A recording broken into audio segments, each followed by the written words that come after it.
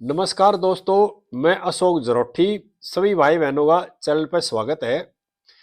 8 जनवरी के बाद ममता दीदी इतनी घबराई हुई क्यों है और सीजीआई के सामने अजीबोगरीब खेल कर दिया ममता दीदी ने।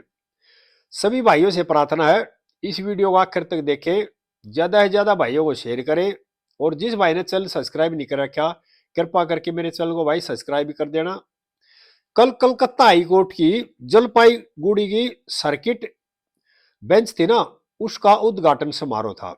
उसमें देश के सीजीआई सूर्यकांत जी भी गए हुए थे और देश के कानून मंत्री भी मौजूद थे और वहीं पर ममता दीदी भी मौजूद थी। और सीजीआई के सामने ममता दीदी जिस तरह से गिड़गिड़ा रही थी ना, देश को बचाओ, संविधान को बचाओ, लोकतंत्र को बचाओ, न्यायपालिका को बचाओ, डिजास्टर से बचाओ, इस तरह से वो करी थी। और काफी आक्रोश में आकर कह रही थी भारत की जनता को एजेंसियां जानबूझकर फंसा रही है, इस तरह का भाषण दे रही थी उस समारोह के अंदर। वहां पर सीजीआई साहब भी मौजूद थे, देश के कानून मंत्री मौजूद थे और ममता दीदी संविधान की धज्जियां खुद उड़ाती है। यानी 8 जनवरी को जो एजेंसी को रोका गया और लोकतंत्र का संविधान का जो खुलेआम उल्लंघन किया गया, धज्जियां उड़ाएगी। और अब जो फंस गई ना उस मामले में, अब सारा ले रही है, गिड़गिड़ा रही है और इतनी घबराई है कि सीजीआई के सामने समारोह था उद्घाटन करने का हाईकोर्ट की सर्किट बेंच का, लेकिन अपना जो मामला था ना उसको हाथ जोड़ के ऊपर लिया गया, हमें बचाओ, संविधान को बचाओ। मेरा यह कहना है अगर जनता एजेंसियों से परेशान नहीं है ममता दीदी, देश के जो भ्रष्ट लोग है ना वे एजेंसियों से परेशान है। हम देश के नुमाइंदे, देश की जनता का हिस्सा है। हमारे घर तक कभी ईडी की रेड नहीं आई, ना सीबीआई आई। सीबीआई ईडी की रेड उनके घरों में जाती है जो जिन्होंने देश के खून पसीने से जो टैक्स भरती है जनता उसको लूट रखा, चूस रखा है। लेकिन क्या है, संविधान का सहारा लेकर के, लोकतंत्र का सहारा लेकर के जनता को गुमराह करना और भ्रष्टाचारियों का साथ देना, ये सारा मामला है देश के अंदर जो चल रहा है।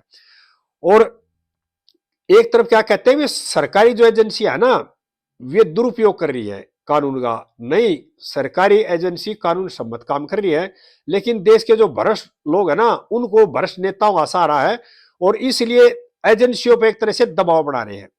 और सीजीआई साहब वहां मौजूद थे और जो घटना हुई थी, जिस तरह से खुली धज्जियां उड़ाएगी देश के लोकतंत्र की, देश के संविधान की, देश के कानून की, उसको सीजीआई साहब बहुत अच्छी तरह जानते हैं। लेकिन क्या है, 8 जनवरी के बाद ममता दीदी इतनी घबराई हुई है, अब उनकी कोई सीमा नहीं है, क्योंकि उनको पता लग गया अब इस मामले में एक्शन होना निश्चित है। और यानी कि सीजीआई साहब से गुहार लगा रही है अभी भ्रष्टाचारियों को कानून तोड़ने की छूट दी जाए।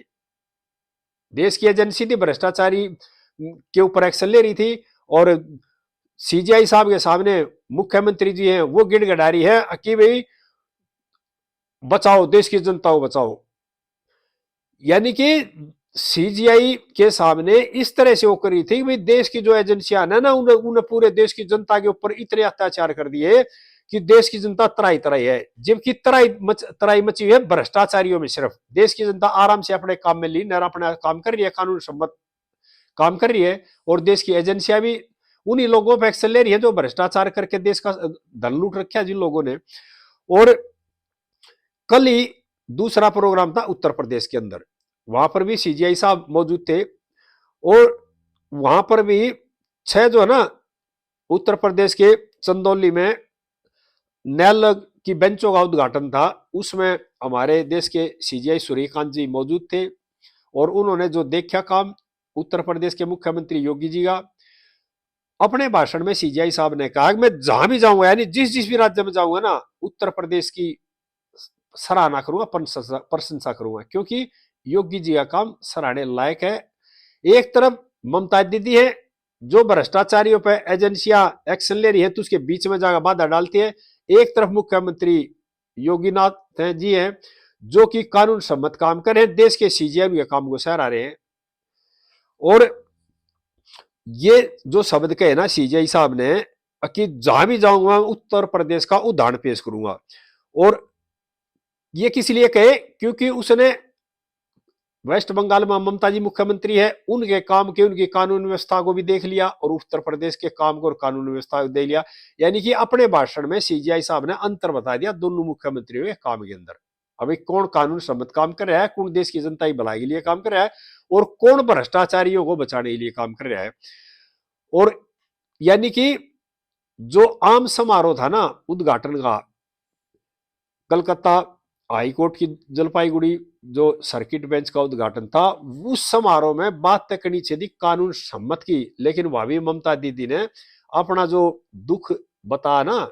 अभी सरकारी एजेंसियां हैं, केंद्र की जो एजेंसियां हैं वो जनता को परेशान कर रही है, जनता उनके खिलाफ काम कर रही है, लोकतंत्र और संविधान को बचाओ, इस तरह की बातें वो सीधा सीधा सीजीआई साहब को कह रही थी। और कारण क्या था, अपना बचाव करने के लिए, क्योंकि अब जो फंदे में फंस गई ना ममता दीदी उस दिन के बाद में, जो सारे सबूत सबको चल गया और सुप्रीम कोर्ट में मामला आ गया। हाई कोर्ट पर प्रेशर डालकर लोकतंत्र की धज्जियां उड़ा करके, संविधान की धज्जियां उड़ा करके हाई कोर्ट के जज को तो प्रभाव में कर दिया था, उन्होंने सुनवाई नहीं करी। लेकिन सुप्रीम कोर्ट में जब मामला आ गया, जब वो इतनी डर गई, अब प्रभाव में नहीं आएगा सुप्रीम कोर्ट। क्यों? सुप्रीम कोर्ट की बेंच है ना वह दिल्ली में है। अगर सुप्रीम कोर्ट होता ना वेस्ट बंगाल में तो वहां भी जज पर प्रभाव होता, क्योंकि जो हाई कोर्ट में देखने को मिला, हाई कोर्ट में दुनिया भर की भीड़ इकट्ठी होगी, शोर शराबा किया, जज साहब ने यही प्ली लेकर के कि भाई इतने शोर में सुनवाई नहीं कर सकते, वो उनका डर था एक तरह से। नहीं तो जज साहब पुलिस को बुलाते या आर्मी को बुलाते, पब्लिक को बाहर निकलवाते, उसके बाद सुनवाई कराते। क्यों? उन्होंने इसलिए सुनवाई नहीं करी, वो वही रहते हैं और वो दबाव में एक तरह से। और अब सुप्रीम कोर्ट में मामला है, जब सुप्रीम कोर्ट में मामला था और सीजीआई साहब गए थे कलकत्ता, तो उन्होंने ममता जी ने फिर अपना वही खेला करना शुरू कर दिया कि लोकतंत्र बचाओ, संविधान को बचाओ। लेकिन लोकतंत्र, संविधान और देश है ना वो तो बचा ही रहा है, उसमें कोई दिक्कत नहीं है, क्योंकि हमारे देश का कानून मजबूत है, हमारे देश की न्यायपालिका मजबूत है और हमारे देश की जो पुलिस और सेना काफी मजबूत है। लेकिन जो ये परिवारवादी लोग है ना, जो हमेशा सत्ता में बैठे रहना चाहते हैं, सत्ता से दूर नहीं रहना चाहते, अब इनकी नौकरी खतरे में है और इस कारण इन्होंने लोकतंत्र भी खतरे में लग रहा है, संविधान भी खतरे में लग रहा है और न्यायपालिका भी खतरे में लग रही है। जब ये सत्ता में रहते हैं, खुद धज्जियां उड़ाते हैं संविधान की, लोकतंत्र की, न्यायपालिका की, सुप्रीम कोर्ट पर सवाल उठाते हैं, संविधान पर सवाल उठाते हैं, लोकतंत्र पर सवाल उठाते हैं। कब? जब इनकी नौकरी चली जाती है, जब दूसरी पार्टी सत्ता में आ जाती है ना और सही संविधान सम्मत काम करती है और उन्हें ये डर लग रहा है अब गद्दी नहीं मिलेगी, उसके बाद इनको सब कुछ खतरे में लग जाता है। लेकिन क्या है, हर कदम पर संविधान की धज्जियां खुद उठाते हैं, लोकतंत्र की धज्जियां खुद उठाते हैं। इस मामले में सुप्रीम कोर्ट में अगली फरवरी में तारीख लगेगी, जैसा सुप्रीम कोर्ट आदेश बताएगा उसके बारे में सभी भाइयों को आगे बताता रहूंगा। सभी देशवासियों से प्रार्थना है इस वीडियो को ज्यादा से ज्यादा भाइयों को शेयर करें। जय हिंद देशवासियों।